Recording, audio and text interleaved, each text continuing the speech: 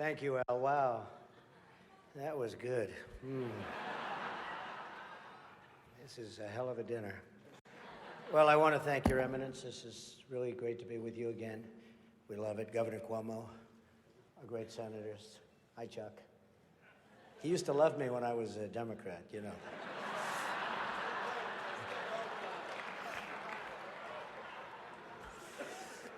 Mayor de Blasio, wherever you are. Where is Mayor de Blasio? Huh? Hello, Mayor. Come on.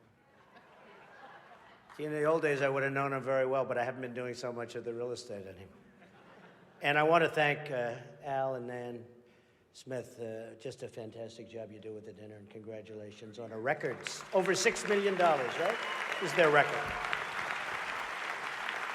And a special hello to all of you in this room who have known and loved me for many, many years. It's true. The politicians. They've had me to their homes. They've introduced me to their children. I've become their best friends in many instances. They've asked for my endorsement, and they always wanted my money. And even called me really a dear, dear friend. But then, suddenly, decided when I ran for president as a Republican that I've always been a no-good, rotten, disgusting scoundrel. And they totally forgot about me. But that's okay. You know, they say when you do this kind of an event, you always start out with a self-deprecating joke. Some people think this would be tough for me, but the truth is,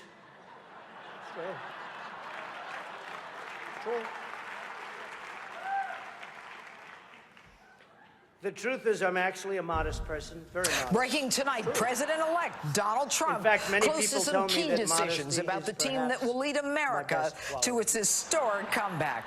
Hello and welcome to Justice. I'm Judge Jeanine Pirro, live in our nation's capital, Washington, D.C. Thanks for being with us. You can actually see the Capitol building behind me. It's where our country's president... Of course, his is much more impressive than mine. That's because I built mine with my own beautifully formed hands. While his was built with the hands of God, and nobody can compete with God. Is that correct? Nobody, right? That's right. No contest. It's great to be here with 1,000 wonderful people, or as I call it, breaking tonight, President-elect Donald Trump close to some key decisions about the team that will lead America to its historic comeback. Hello and welcome to Justice. I'm Judge. This stuff. This is corny stuff. I do recognize that I come into this event with a little bit of an advantage. I know that so many of you in the Archdiocese welcome to Perino and Starwell. I'll tell you what. For a guy who started out as a carpenter working for his father. I was a carpenter working for my father.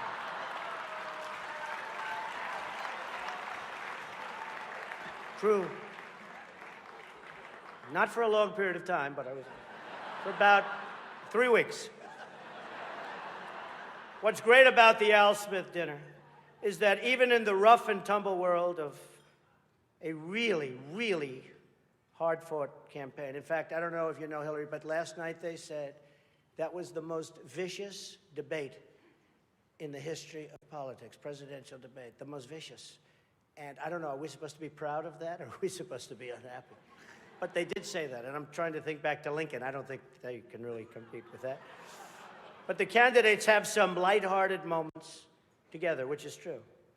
I have no doubt that Hillary is going to laugh quite a bit tonight, sometimes even at an appropriate moment. It's true.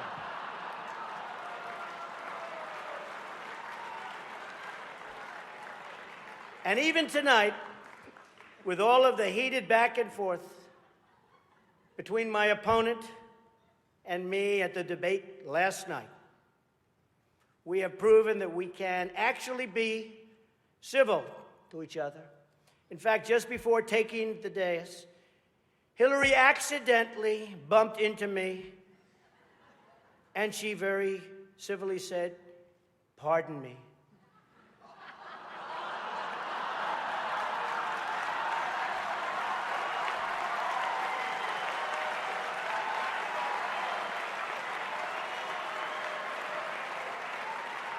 And I very politely replied, "Let me talk to you about that after I get into office."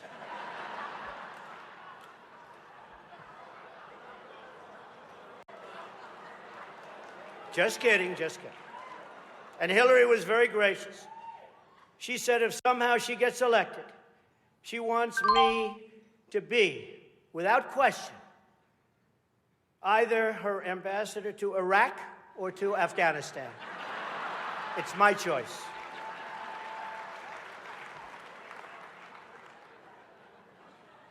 But one of the things I noticed tonight,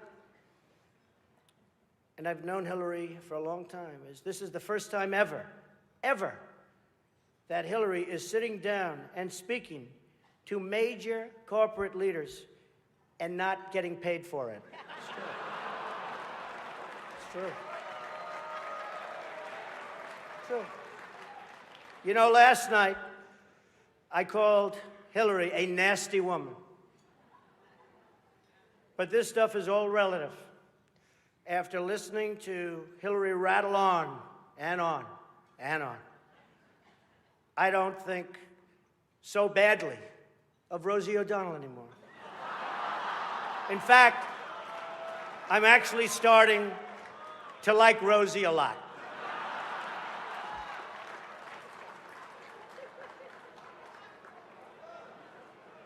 These events give not only the candidates a chance to be with each other in a very social setting, it also allows the candidates the opportunity to meet the other candidates' team. Good team. I know Hillary met my campaign manager, and I got the chance to meet the people who are working so hard to get her elected. There they are. The heads of NBC, CNN, CBS, ABC. There's the New York Times right over there, and the Washington Post. They're working overtime. True. True.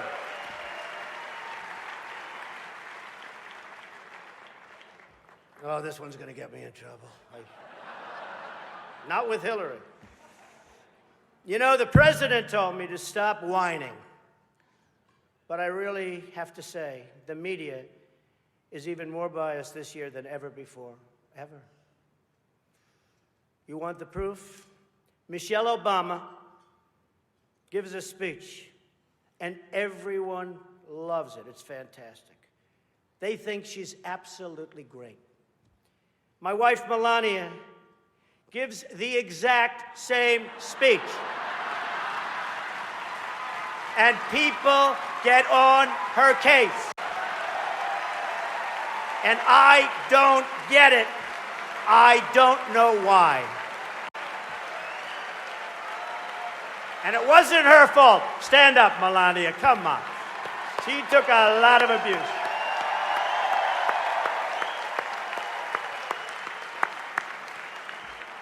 Oh, I'm in trouble when I go home tonight. She didn't know about that one.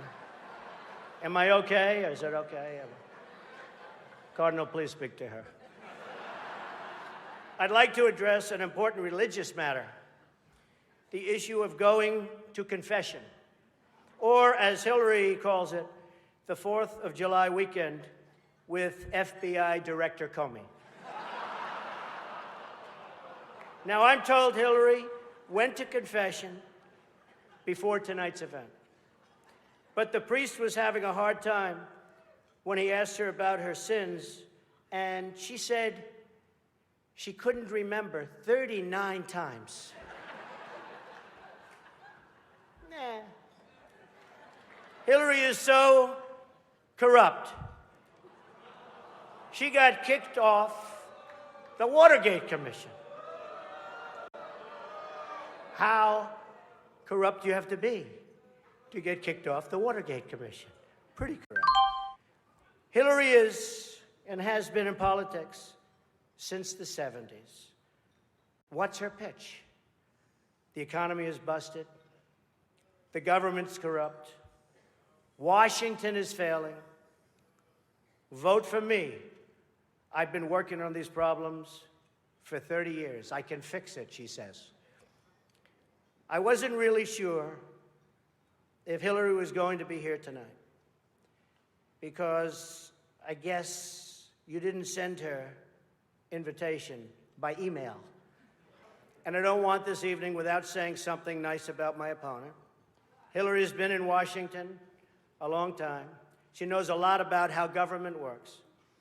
And according to her sworn testimony, Hillary has forgotten more things than most of us will ever know. That I can tell you. We're having some fun here tonight, and that's good. On a personal note, what an amazing honor it is to be with all of you. And I want to congratulate Hillary on getting the nomination, and we're in there fighting. And over the next 19 days, somebody's going to be chosen. We'll see what happens. But I have great memories of coming to this dinner with my father over the years when I was a young man. Great experience for me. This was always a special experience for him and me to be together. One thing we can all agree on is the need to support the great work that comes out of the dinner. Millions of dollars have been raised to support disadvantaged children, and I applaud the many people who have worked to make this wonderful event a critical lifeline for children in need. And that we together broke the all-time record tonight is really something special. More than 6 million net. The Cardinal told me that's net, Donald, remember. We can also agree on the need to stand up to anti-Catholic bias, to defend religious liberty, and to create a culture that celebrates life. America is in many ways divided.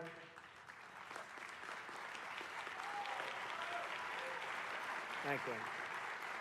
America is in many ways divided like it's never been before. And the great religious leaders here tonight give us all an example that we can follow. We're living in a time and age that we never thought possible before. The vicious barbarism we'd read about in history books, but never thought we'd see it in our so-called modern-day world. Who would have thought we would be witnessing what we're witnessing today? We've got to be very strong, very smart, and we've got to come together, not only as a nation, but as a world community. Thank you very much. God bless you, and God bless America. Thank you. Thank you. Thank you very much.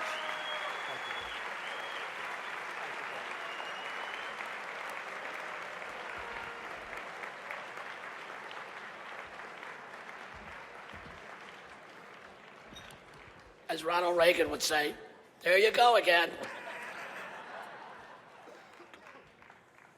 Thank you very much, Donald. We're honored by your presence.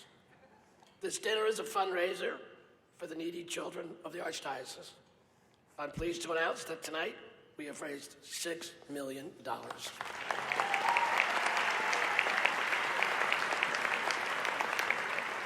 And let me put that in perspective for you.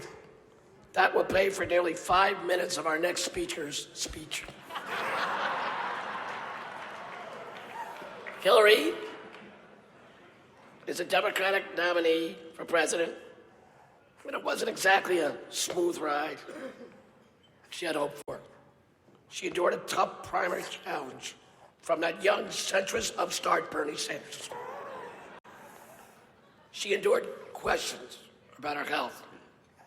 Madam Secretary, I can't believe all these people said it wasn't presidential to catch pneumonia.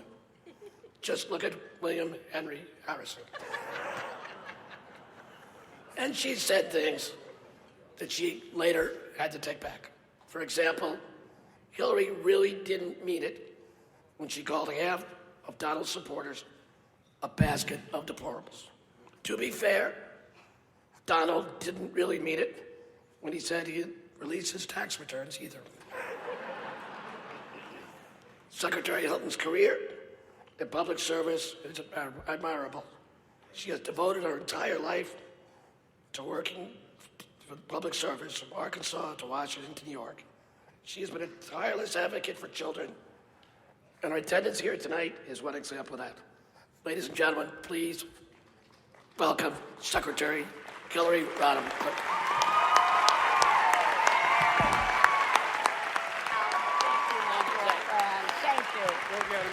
Thank you.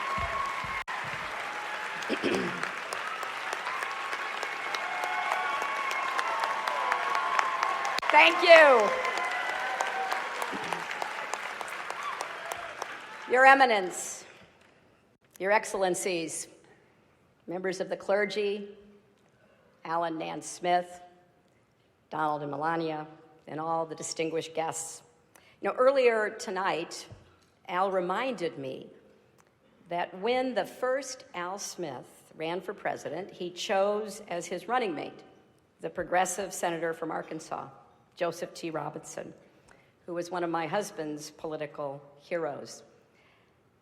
This work that you do through the dinner, Al, you've done it now for 30 years, is such a labor of love. You've been a hero for both the children of the Archdiocese and for the city of New York. And I think we all owe Al Smith a great, great round of applause.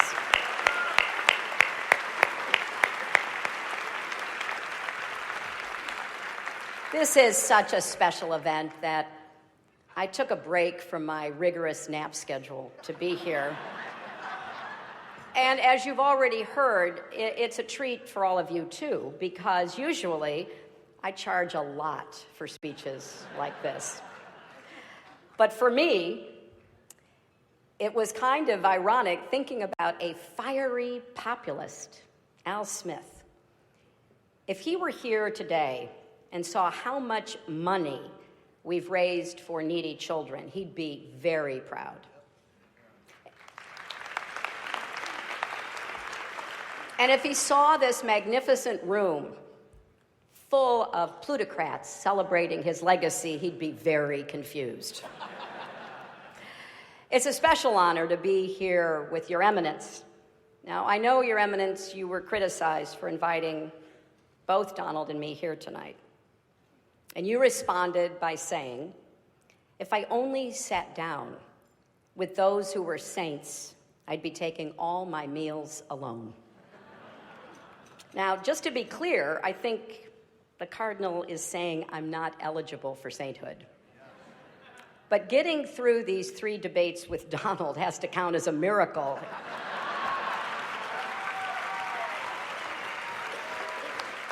So I guess I'm up against the highest, hardest stained glass ceiling.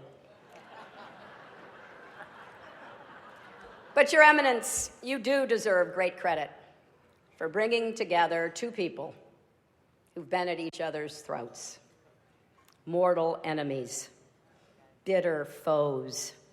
I've got to ask, how did you get the governor and mayor here together tonight?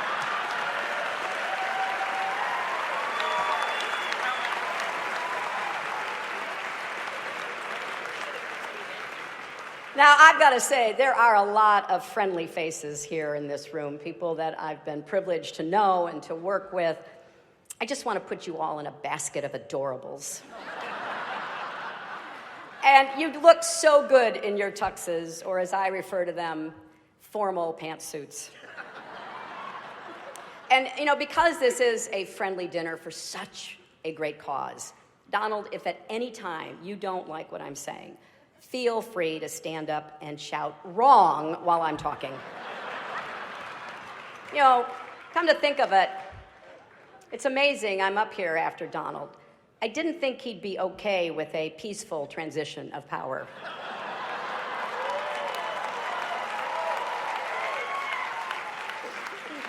And Donald, after listening to your speech, I will also enjoy listening to Mike Pence deny that you ever gave it. you know, I've had the privilege of being at the Al Smith dinners in years past, and I always enjoy it. But remember, if you're not happy with the way it comes out, it must be rigged. And it's always a special treat for me to be back in New York, a city that I love and which I think truly embodies the best of America. You know, don't you think? People look at the Statue of Liberty and they see a proud symbol of our history as a nation of immigrants, a beacon of hope for people around the world. Donald looks at the Statue of Liberty and sees a 4. Maybe a 5 if she loses the torch and tablet and changes her hair. You know, come to think of it, you know what would be a good number for a woman? 45.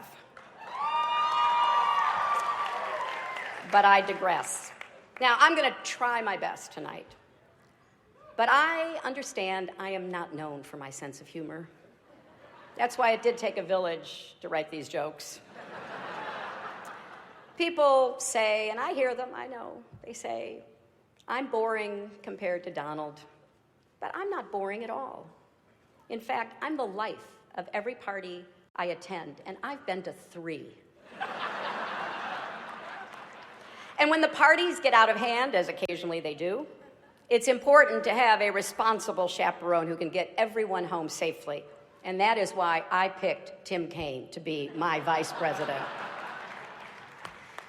Now, you notice there is no teleprompter here tonight, which is probably smart because maybe you saw Donald dismantle his prompter the other day. And I get that. They're hard to keep up with, and I'm sure it's even harder when you're translating from the original Russian.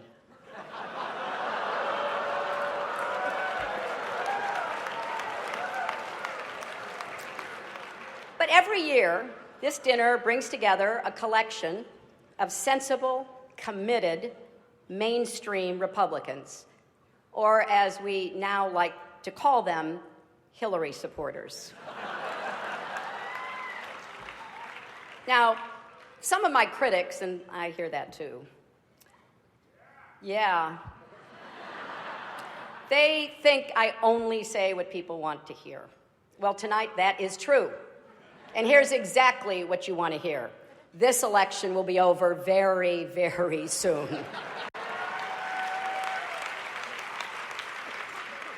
And look at this dais. We got Charlie Rose and Maria Bartiromo and Chris Matthews and Gayle King and Norah O'Donnell and Katie Couric. This counts as a press conference, right? It is great also to see Mayor Bloomberg here.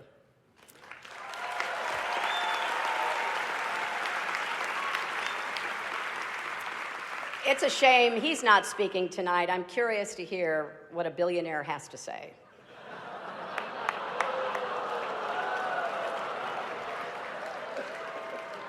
And look else at the dais. We've got the Honorable Chuck Schumer, the Honorable Andrew Cuomo, the Honorable Mike Bloomberg, the Honorable Bill de Blasio, the Honorable David Dinkins, and so many other wonderful elected officials. And we have Rudy Giuliani. Now, many don't know this, but Rudy actually got his start as a prosecutor, going after wealthy New Yorkers who avoided paying taxes. But as the saying goes, if you can't beat him, go on Fox News and call him a genius. So as I've said, we've now had our third and thankfully final debate. Sharing a stage with Donald Trump is like, well, nothing really comes to mind. There is nothing like sharing a stage with Donald Trump. Donald wanted me drug tested before last night's debate. And look, I got to tell you, I am so flattered that Donald thought I used some sort of performance enhancer. Now, actually, I did. It's called preparation.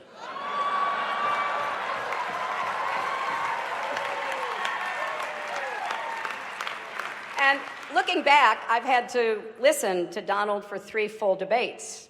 and he says, I don't have any stamina. That is 4.5 hours. I have now stood next to Donald Trump longer than any of his campaign managers. Now, look, I have deep respect for people like Kellyanne Conway. She's working day and night for Donald, and because she's a contractor, he's probably not even going to pay her. But I think the good news is that the debates finally allowed Republicans to unite around their candidate. The bad news is it's Mike Pence. And it's been a long, long campaign. That should be one of our highest priorities, shortening the campaigns. And whoever wins this election, the outcome will be historic. We'll either have the first female president or the first president who started a Twitter war with Cher. And if Donald does win, it'll be awkward at the annual President's Day photo when all the former presidents gather at the White House, and not just with Bill. How is Barack going to get past the Muslim ban? Now, Republicans in particular seem frustrated with their nominee. Paul Ryan told the Republican members of the House, you don't have to support the top of the ticket. Don't worry about anyone besides yourself. Just do what's in your own best interests. So I guess Donald really has unified his party around his core philosophy. And I don't understand their unhappiness. They say Donald doesn't have any policies. He has no policies. I keep hearing that. I'd actually like to defend him on this. Donald has issues, serious issues, really, really serious issues. And I worry about Donald's go-it-alone attitude. For example, at his convention when he said, I alone can fix it. You know, in the 90s, I said the same thing about America's health care system, and it didn't work out so well for me either. But speaking of health, Donald has been very concerned about mine. Very concerned. He actually sent a car to bring me here tonight. Actually, it was a hearse. But I kind of want to just put the information out there so everybody can draw their own conclusions and you can judge our relative health. We've each released our medical records. My blood pressure is 100/70. His is unbelievably great. My cholesterol is 189. His is presidential. My heart rate is 72 beats per minute. His is the most beats ever, or the least beats ever, whichever sounds best. But Donald really is as healthy as a horse. You know, the one Vladimir Putin rides around on. But I can say without fear of contradiction tonight that I will be the healthiest and youngest woman ever to serve as president.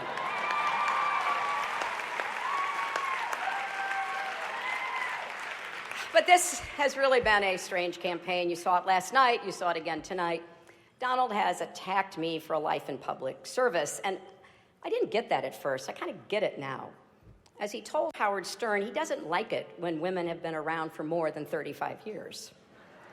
But Donald, we have so much more in common than actually you may realize. For example, I've tried to inspire young people by showing them that with resilience and hard work, anything is possible, and you're doing the same. A third-grade teacher told me that one of her students refused to turn in his homework because it was under audit. And here's another similarity. The Republican National Committee isn't spending a dime to help either one of us. So tonight, let's embrace the spirit of the evening. Let's come together, remember what unites us, and just rip on Ted Cruz.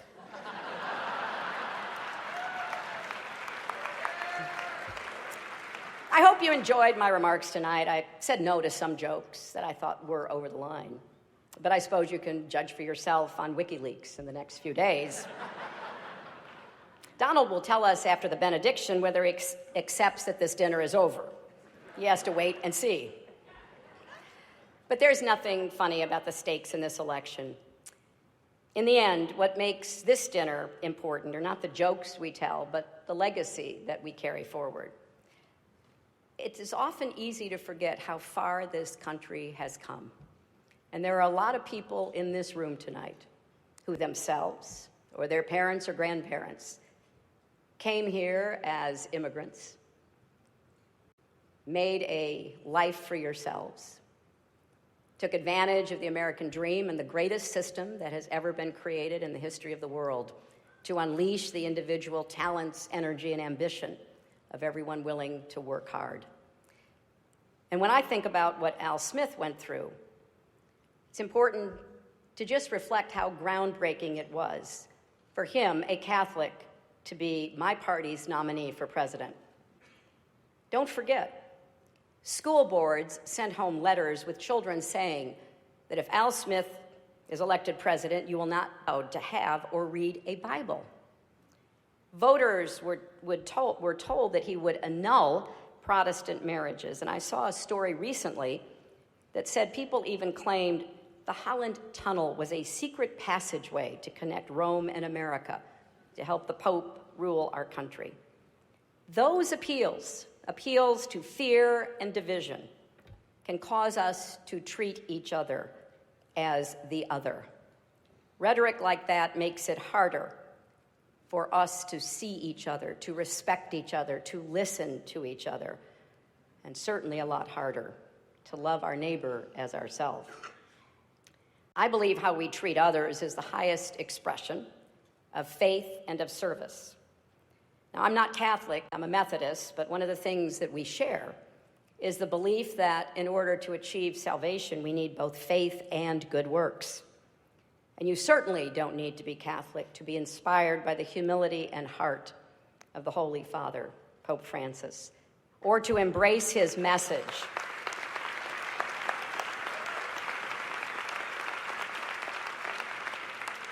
His message about rejecting a mindset of hostility, his calls to reduce inequality, his warnings about climate change, his appeal that we build bridges, not walls. Now, as you may know, my running mate, Tim, is Catholic and went to Jesuit schools, and one of the things he and I have talked about is this idea from the Jesuits of the Magus, the more, the better. Well, we need to get better at finding ways to disagree on matters of policy while agreeing on questions of decency and civility. How we talk to each other, treat each other, respect each other. So I've taken this concept of Magus to heart in this campaign as best as one can in the daily heat, the back and forth of a presidential campaign, to ask how we can do more for each other and better for each other. Because I believe that for each of us, our greatest monument on this earth won't be what we build, but the lives we touch. And that is ultimately what this dinner is all about. And it's why it's been such a great honor to join you all again. Thank you.